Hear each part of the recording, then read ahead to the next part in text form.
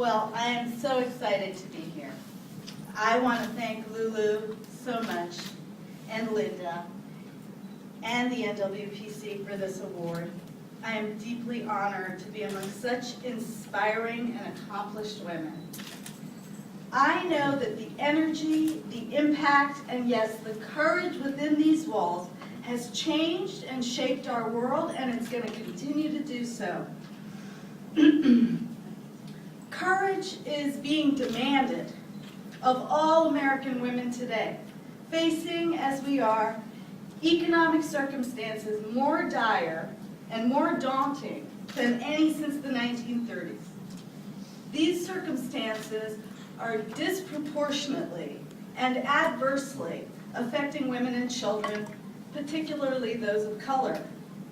And while women of courage in America are legion, finding solutions, collaborations, and innovations amidst ever-shrinking available resources, there seems to be no political willpower to change these intrinsic inequities in our society.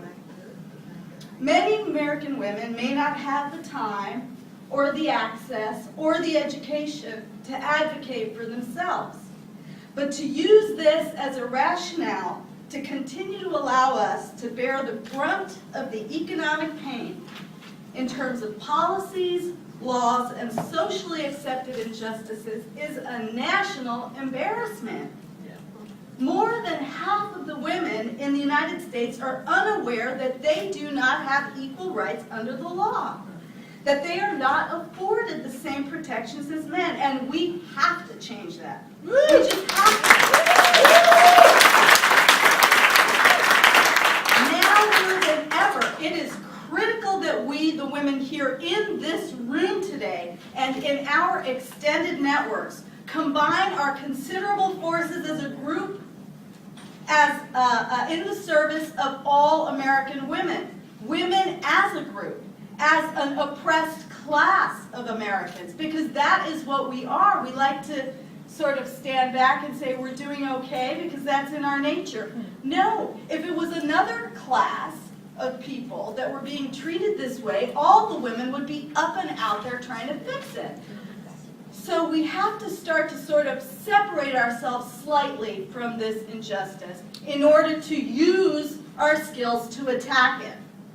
There is ample evidence, both statistical and anecdotal, that women are systematically discriminated against economically, despite Justice Scalia's apparent lack of interest. This pervasive economic discrimination is business friendly, which unfortunately seems to translate into the trump card every single time. And so, women are earning between 33 and 41% less than men. And I'm talking about Latino women, I'm talking about black women, I'm talking about women. Now that's a lot of hamburger helper. But we're going to have to come up with to close that gap. And you know, I'm just tired of it. Honestly. Women's legal effort falling up to the 17 immediately. Our country cannot wait another year to correct this explicit and intrinsic injustice that is written into the Constitution. Granted, it was written at a time when women had less rights and protections, apparently, than Lassie. But you know, times have changed. I mean, I grew up in a time, and I think a lot of the people that I deal with have grown up on the idea that everybody in this society is equal. It's just a given. The generation since the last vote on the Equal Rights Amendment expect equality for all Americans.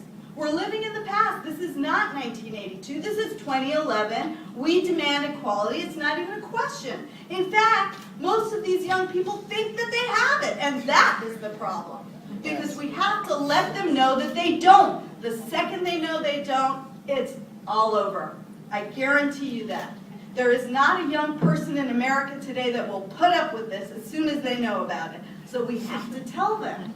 We need to remind American businesses that women are 52% of the population, making 85% of purchasing decisions. We need to explain to American companies that the younger generations, will change their purchasing brand, will change what they buy based on if the company cares about the things that they care about. And young people care about equality.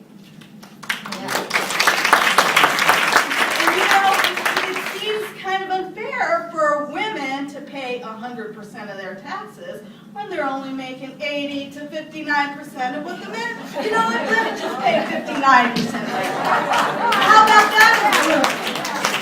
You know, this is just ridiculous.